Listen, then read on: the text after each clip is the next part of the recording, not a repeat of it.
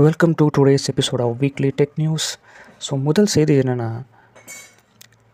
திபெத்தில் ஒரு fake app circulate ஆகிருக்கு. இது சைனாவோட ஒரு வேலையாக இருக்கும்னு சொல்லியிருக்காங்க. இது என்னென்னா, இப்போது திபெத்துன்றது சைனாவில் இருக்கக்கூடிய ஒரு ப்ராவின்ஸ், அதாவது மாகாணம். நம்மளோட நாட்டில் எப்படி ஸ்டேட்ஸ் இருக்கு இல்லையா, அந்த மாதிரி அது ப்ராவின்ஸ்னு சொல்லுவாங்க அவங்க ஊரில், அவங்க நாட்டில். இது ஆனால் திபெத் என்ன சொல்கிறாங்கன்னா, நாங்கள் ஒரு தனி நாடாக தான் இருக்கணுன்ற மாதிரி அங்கே இருக்க மக்கள்கிட்ட ஒரு விஷயம் இருக்குது. அவங்க அதுக்காண்டி போராட்டம் பண்ணுவாங்க. இந்த மாதிரி ஆக்டிவிஸ்ட்லாம் நிறைய பேர் இருப்பாங்க. அவங்களாம் கண்காணிக்க விதமாக தான் இதை சைனா ஒரு ஸ்பை ஆப்பை ரிலீஸ் பண்ணியிருக்காங்க. இது எப்படி அவங்க ஆக்டிவிஸ்ட் இந்த மாதிரி இவங்ககிட்டலாம் போய் சேர்ந்துருக்கு அப்படின்னு சொல்லிட்டு பார்த்தோன்னா, இங்கே தலாய் லாமா அப்படின்னு சொல்லிட்டு ஒருத்தர் இருக்கிறாரு.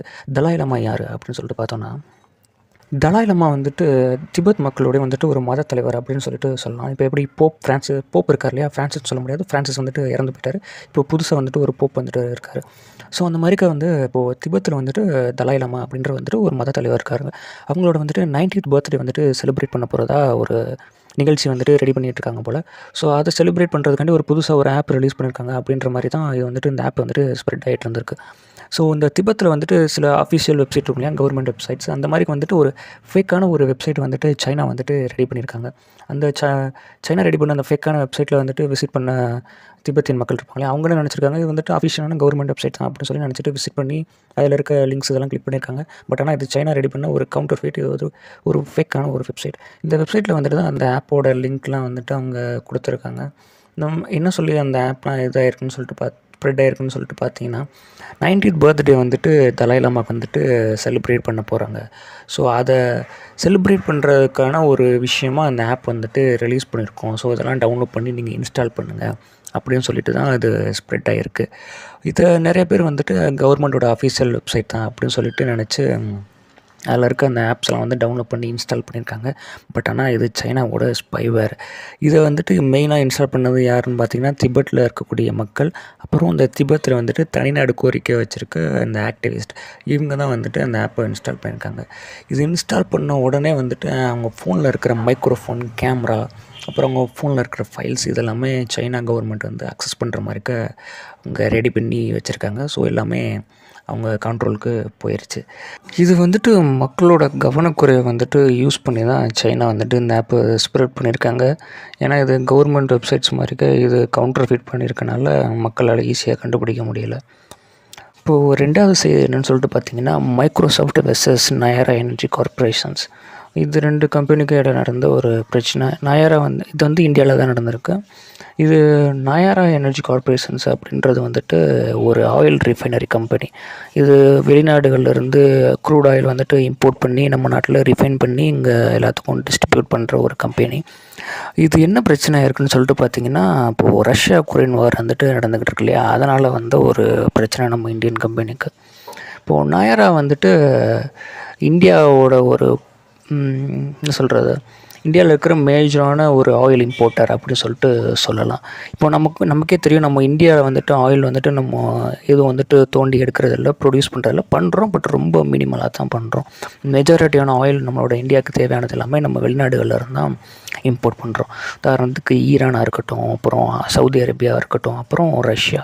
இது மேஜரான ஆயில் இம்போர்ட் பண்ணுற கம்பெனி நம்ம இந்தியாவுக்கு. கம்பெனிகிட்ட நம்ம வெளிநாடுகள் இந்த நாட்டில் இருந்தால் நம்ம முக்கியமாக ஆயிலாம் இம்போர்ட் பண்ணிக்கிட்டு இருக்கோம். இதில் என்ன பிரச்சனை ஆயிடுச்சுன்னு பார்த்தீங்கன்னா, இப்போது ரஷ்யா உக்ரைன் வார் நடந்துக்கிட்டு இருக்கனால யூரோப்பியன் யூனியனும் அமெரிக்கா ரஷ்யா மேலே நிறையா சாங்ஷன்ஸ் போட்டுட்ருக்காங்க. அதாவது சாங்ஷன் அப்படி என்னன்னு சொல்லிட்டு பார்த்தோன்னா பொருளாதார தடைகள் அப்படின்னு சொல்லிட்டு பார்த்தோன்னா, இப்போது ரஷ்யாவோட ட்ரேட் பண்ணுவாங்க இல்லையா, அங்கேருந்து பொருட்கள் வாங்குறது, எக்ஸ்போர்ட் பண்ணுறது, இம்போர்ட் பண்ணுறது ரஷ்யாவோட. அந்த நாடுகளில் நீங்கள் ரஷ்யா கூட ட்ரேட் பண்ணக்கூடாது, அங்கே எக்ஸ்போர்ட் பண்ணக்கூடாது, இல்லை அங்கேருந்து பொருள் இம்போர்ட் பண்ணக்கூடாது அப்படின்றது தான், தடை போடுறது தான் சாங்ஷன்ஸ் அப்படின்னு சொல்லிட்டு சொல்லுவாங்க. இப்போ ரஷ்யா மேலே யூரோப் ஒரு ஜூலை 18 ஒரு சாங்ஷன் போடுறாங்க. அதனால் பிரச்சனை தான் இது. இப்போது ஏன்னா என்ன சொன்னேன்னா, இப்போது முன்னாடி என்ன சொன்னேன், இம்போர்ட் பண்ணுறதெல்லாம் தடை பண்ணுறது தான் சாங்ஷன்ஸ் அப்படின்னு சொன்னேன். இப்போது மெயினாக நம்ம Nayara energy corporations oil import பண்ணுறது எங்கேன்னு சொல்லிட்டு பார்த்திங்கன்னா, ரஷ்யாக்கிட்ட இருந்தால். இன்னொரு விஷயம் என்னென்னா, நயாரா எனர்ஜி கார்பரேஷனோட 49% ஸ்டாக்ஸை ஹோல்ட் பண்ணுறது என்னென்னு பார்த்தீங்கன்னா, ராஸ்நெஃப்ட் அப்படின்ற ரஷ்யாவோட கம்பெனி தான். ஸோ இதனால் வந்த பிரச்சனை தான் இது. இப்போது மைக்ரோசாஃப்ட் வந்துட்டு ஒரு ஃபாரின் கம்பெனி வந்து, அதனால் அவங்ககிட்ட ரஷ்யாக்கிட்டேருந்து ஆயில் இம்போர்ட் பண்ணுற நயாரா எனர்ஜி கார்பரேஷனுக்கு வந்துட்டு அவங்க சாங்ஷன் போட்டு தடை பண்ணனால மைக்ரோசாஃப்ட் வந்துட்டு நயாரா எனர்ஜி கார்பரேஷனுக்கு கொடுத்துக்கிட்டு இருந்த அவங்களோட சர்வீஸை வந்துட்டு பிளாக் பண்ணிட்டாங்க, ஸ்டாப் பண்ணிட்டாங்க. இதனால நயாரா எனர்ஜி கார்பரேஷனில் இருக்கிற வந்துட்டு மைக்ரோசாஃப்ட் சாஃப்ட்வேர்ஸு, டீம்ஸு, அவுட்லுக்கு மற்றும் இந்த சர்வர் காம்பனன்ட்ஸு இந்த மாதிரி இதெல்லாம் வந்துட்டு ஒர்க் ஆகாமல் போயிடுச்சு. இதனால நயாரா எனர்ஜி கார்பரேஷன் என்ன பண்ணாங்கன்னா, டெல்லி ஹைகோர்ட்டில் வந்துட்டு ஜூலை 22 நினைக்கிறேன் அப்போ வந்துட்டு ஒரு கேஸ் ஃபைல் பண்ணுறாங்க. ஜூலை 18 வந்துட்டு சாங்ஷன் வந்துட்டு யூரோப்பியன் யூனியன் வந்துட்டு போடுறாங்க.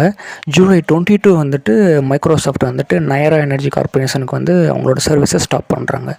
அதுக்கப்புறமா வந்துட்டு ஜூலை 25 வந்து தான் நயாரா எனர்ஜி கார்பரேஷன் வந்துட்டு டெல்லி ஹைகோர்ட்டில் வந்துட்டு கேஸ் ஃபைல் பண்ணுறாங்க. அதுக்கப்புறமா மைக்ரோசாஃப்ட் என்ன சொல்லிட்டாங்கன்னா, இல்லை நாங்கள் திரும்ப சர்வீஸ் உங்களுக்கு திரும்ப கொடுக்குறோம் அப்படின்னு சொல்லிட்டு ஜூலை 30 வந்துட்டு அவங்க திரும்ப வந்து சர்வீஸை கொடுக்குறோன்னு சொல்லிட்டு ஒத்துக்கிட்டாங்க. பட் ஆனால் இதுக்கு நடுவில் வந்துட்டு நயாரா எனர்ஜி கார்பரேஷன் வந்துட்டு ரெட்டிஃப் அப்படின்ற ஒரு கம்பெனி டைப் பண்ணி அவங்களோட சர்வீஸை ரெக்கவர் பண்ணி ஒர்க் பண்ண ஆரம்பிச்சிட்டாங்க. ஸோ இதுக்கப்புறம் என்ன நடக்குன்னு சொல்லிட்டு பார்க்கலாம். இதுதான் 2வது செய்தி.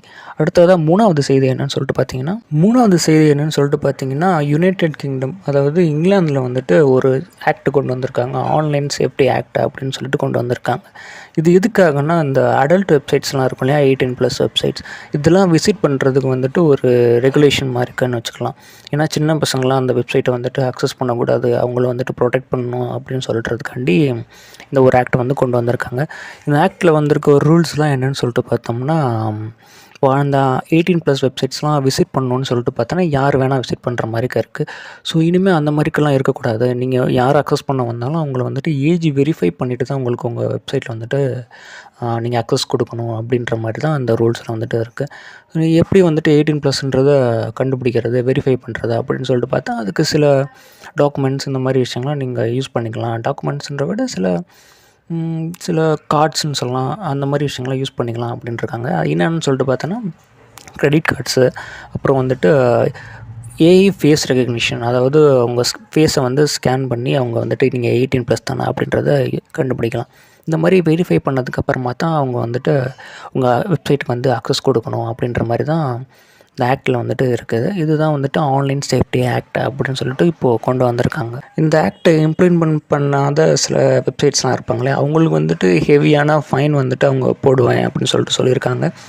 மேலும் அந்த ரூல்ஸ்லாம் ஃபாலோ பண்ணாமல் இருந்தாங்கன்னா அந்த வெப்சைட்லாம் வந்துட்டு அவங்க கண்ட்ரியில் வந்துட்டு ஒர்க் ஆகாமல் செஞ்சுருவாங்க. ஸோ பேன் பண்ணிடுவாங்க அவங்க கண்ட்ரியில் வந்துட்டு அந்த வெப்சைட்ஸ்லாம் வந்துட்டு.